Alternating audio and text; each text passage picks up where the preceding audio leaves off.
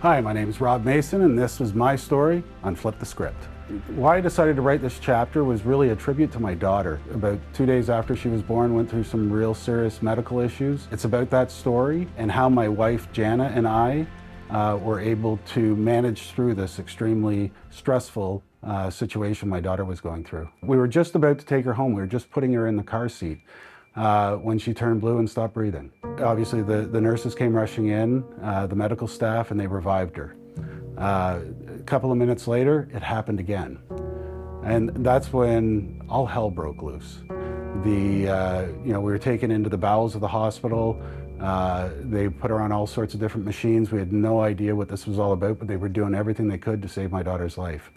Fast forward an hour later, my daughter's in an ambulance without her mom and dad on the way to Toronto Sick Kids Hospital. We were following shortly behind.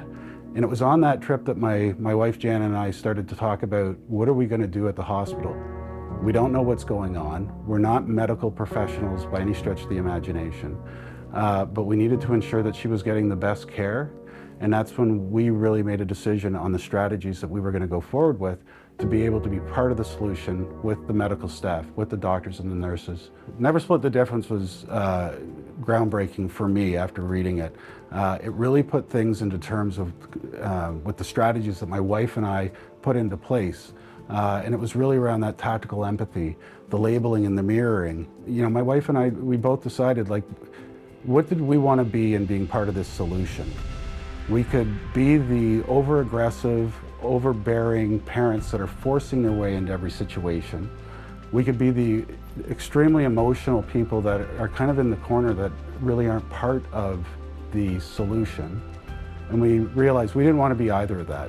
We needed to be part of the solution. We needed to know what was going on. And that's where we decided that using empathy and using things like mirroring and labeling were going to be the things that helped us stay part of the conversation at all times. Taming Elephants in Chaos, I came up with that when we were 24 hours at Sick Kids Hospital. We had our first real sit-down meeting with the head neurologist, with the head nurse, and in walked the minister. And so obviously this was shocking. Why is the minister here?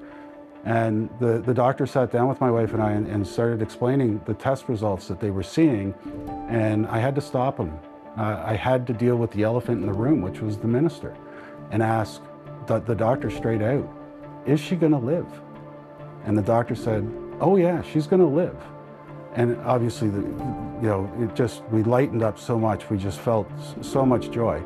But then we were able to listen to the doctor, to the nurses about what was going on. We had to deal with that elephant in the room because I and my wife, we weren't hearing what they were saying until we did. Today, my daughter is doing exceptionally well.